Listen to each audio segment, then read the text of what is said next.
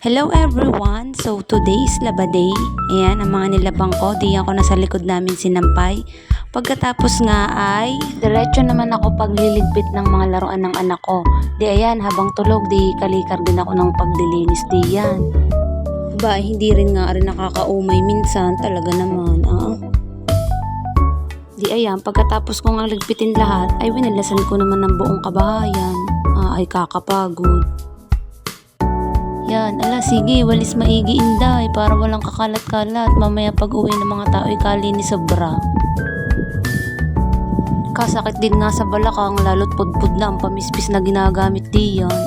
Di ayan, pagkatapos nga magwalis, di magmap naman. Yan, sige, linisin mo maigi.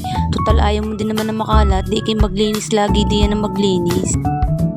Are ang literal na tinatawag na work from home kakapagod kaso hindi ka naman bayad. Pero hayain na, at least anytime nakakapahinga ka naman.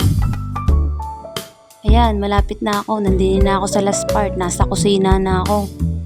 Ako gay nakakahinga na ng maluag kapag ka nasa kusina na at gawa ng alam kong patapos na ako sa aking gawain. Ay, salamat. Patapos na talaga. Totoong makakapahinga na nga. Salamat!